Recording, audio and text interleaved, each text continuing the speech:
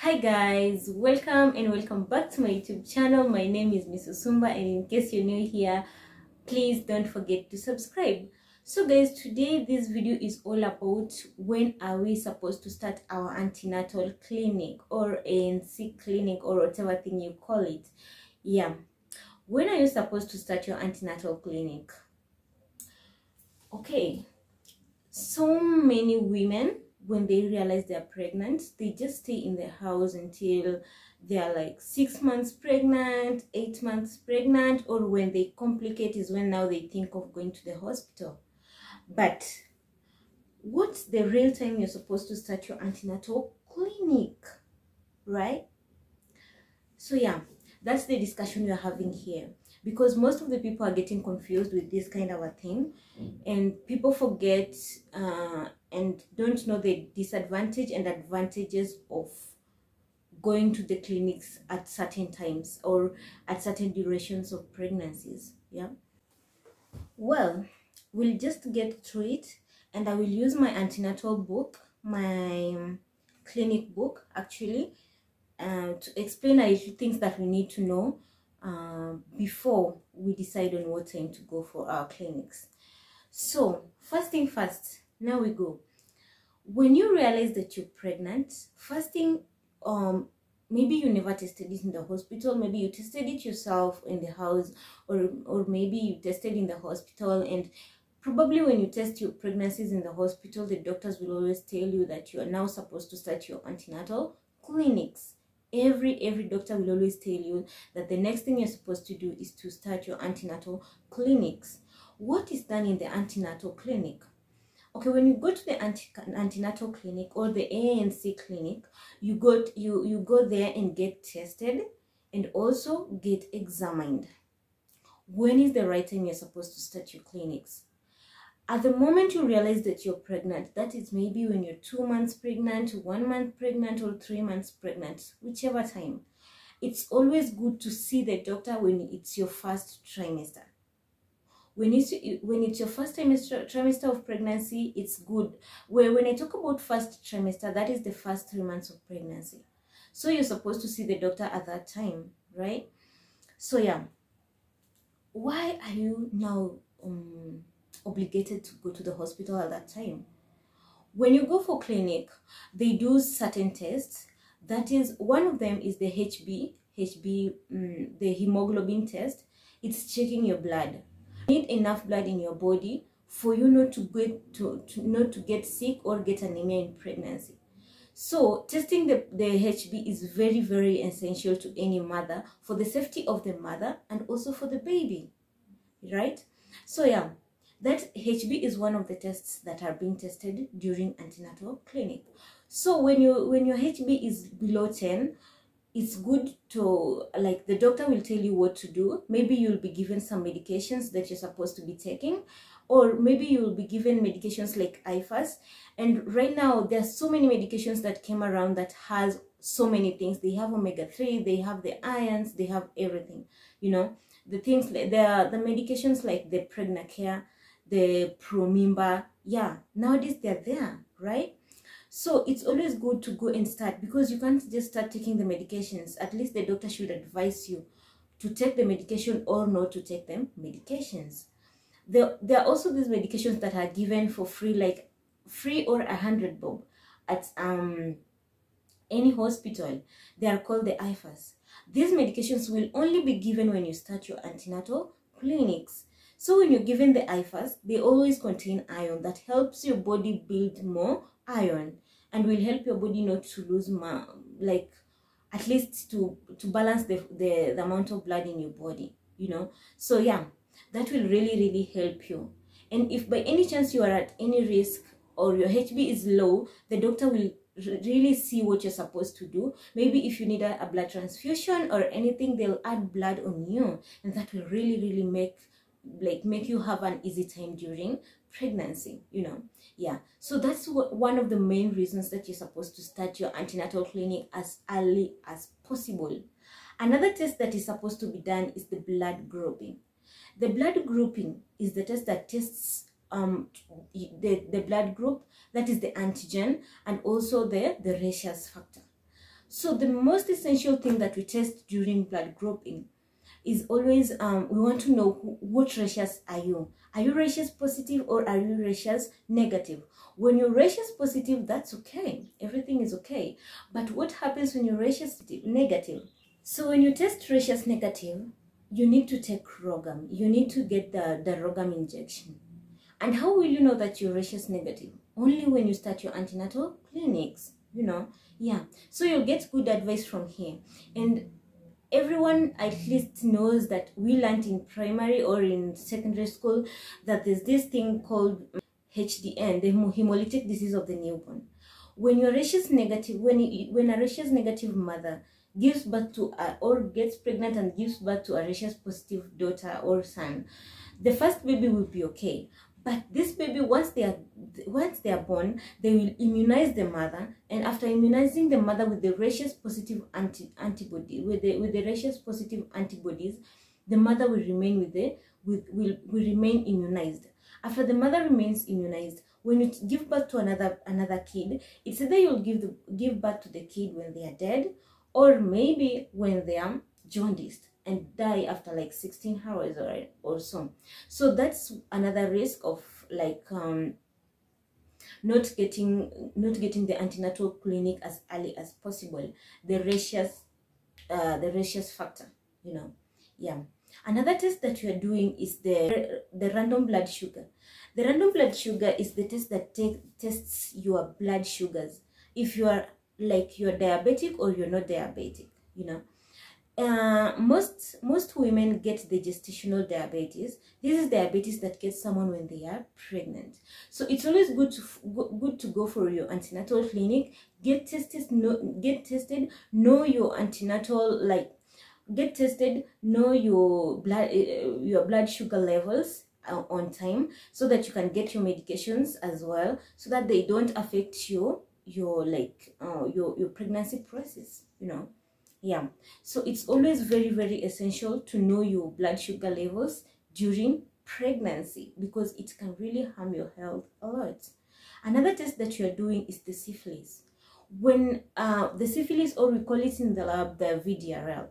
When you do this test called the VDRL, when you know that you have syphilis, it will be safe to the child. Most of the time when mothers who are having syphilis give birth, mostly this happens at home. Like, no, let me talk about in the village. Mostly this happens in the village. You see, most women don't go for clinics. They don't go for antenatal clinics because of lack of knowledge. But mostly in town, at least women try and go for antenatal clinic on time. But at home, people give birth with the midwives and everything, and now you see the baby has the white cloggings in their eyes. This is caused by the syphilis that the mother initially had during pregnancy. So when they test you and they find out that you are syphilis positive, they will do what? They will treat you, and now it won't affect the baby at birth, right? Another test that we do is the hepatitis antigen test. No, I think everyone knows how hepatitis B is and how effective it is. So this test is very essential. When you have hepatitis B, you get cancelled. When you get tested and you're positive of hepatitis, you get cancelled, treated, and also get the right medication. Yeah, I'm repeating myself, I don't know. Yeah. Another test that you're also doing is the HIV test. HIV test, I think everyone knows that. When you find out that you're HIV positive during pregnancy, it's always good for the doctor and you to know that you are positive and the baby you're carrying is negative. When you give birth to this baby knowing that you are positive, the doctor knowing that you are positive, the health of the baby will really be secured. It's like 90% secured, compared to the fact that when the doctor doesn't know your status, at least the doctor will know how to advise you on how to deal with the pregnancies and the giving birth and lactation and everything, and that will really save you a great deal. Another test that you're doing here is a test for urinalysis. UTI infection in pregnancy is very, very common. So when you do urinalysis, you test for the UTIs, and it helps a lot for women to know their urinary tract infection condition. So maybe if you do this test, it helps you know your condition, get treated, and try to avoid the further infection that may occur and reoccur during pregnancy, right? So yeah, those are the tests that are being done during antenatal clinic that are very, very important. Leave alone the TB. TB is not that essential during antenatal clinics, but it's there, you know. But these are the most important tests that are being done. I've talked about HB, hemoglobin, or the blood levels. I've talked about blood grouping. I've talked about random blood sugar, that is the diabetes test for testing if you have diabetes. I've talked about hepatitis B, and I've talked about urinalysis, VDRL, you know, and also malaria. For the malaria prone areas, I forgot about malaria prone areas like Nyanza. It's always very, very, very common for pregnant women and children under 5 having malaria. It's very, very common in Nyanza province, Mombasa. Yeah, those are the malaria prone zones, you know. So it's always very good to test if this woman has malaria or doesn't have malaria. So yeah, those are the tests that are being done. We have just talked about the tests. There is examination. You test that you get examined, you know. Also, another thing that you guys should know is that you're supposed to know if you're really pregnant, you know if you're really pregnant. If you go for your antenatal clinic, at least the doctor can figure out that you're pregnant, maybe by doing a scan, testing your urine, or maybe palpating your stomach. So yeah, that is the most essential thing. Those are one of the reasons that you're supposed to go for antenatal clinics. Another thing, these books, they have a lot. Okay, you see, it has a lot of pages in here. It has a lot of pages. So it's very knowledgeable. You're supposed to be given this book. It shows you when probably you can give birth, or when probably you can give birth. So at least you have the right time. You have a knowledge of when you can give birth. And then it has records of your BP, because when you go for clinics, they'll check your blood pressure. They also check your weight, if you're losing weight or not losing weight, if you're okay or not okay, you know, so many things that have been checked in every visit. The tests are being done for the first visit, that is, but when you come for the next visit and the next visit, you get to know when you have a problem or your pregnancy is just smooth. So for instance, on my case, I started my clinics when I was turning 3 months pregnant. That was when I was 12 weeks pregnant. I did a scan, and then after the scan, I went for my first antenatal clinic. That is after 12 weeks, and it really helped me a lot.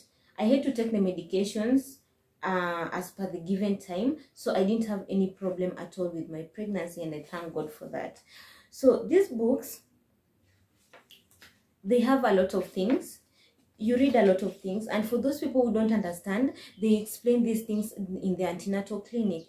They tell you what you're supposed to be eating, what you're not supposed to be eating, how you're supposed to be working, what you're supposed to be, the do's and the don'ts, what you are not supposed to do. So guys, that's all about today's video. What I wanted to remind you again is that you are supposed to start your clinic as early as possible. As soon as you're starting your as soon as you know that you're pregnant, it's always good to go and start your antenatal clinic. For the better part of it, it really helps a lot. Another thing, you're supposed to also do the scans. The scans really help a lot, because maybe you're pregnant, yes. When you test urine pregnancy, you're pregnant, yeah? But where is the pregnancy held? Maybe the pregnancy is ectopic. It's held in the fallopian tube. Who knows? It's good to do the scans. The scans will help you know when your baby is really located in your in your womb, or it's located in the fallopian tube. So yeah, that's it for today. Thanks so much for watching. In case you need anything about the pregnancy journey, please just let me know. I'm always here for you guys. I love you guys so much, and I'm really happy to be in this journey of motherhood. I want to really thank every mother who is watching this video, and any person who is intending to be a mother, every person who is a father, and also who is intending to be a father. May God bless you so much. Until next time, bye bye. Nawapenda sana. I love you so much. Bye.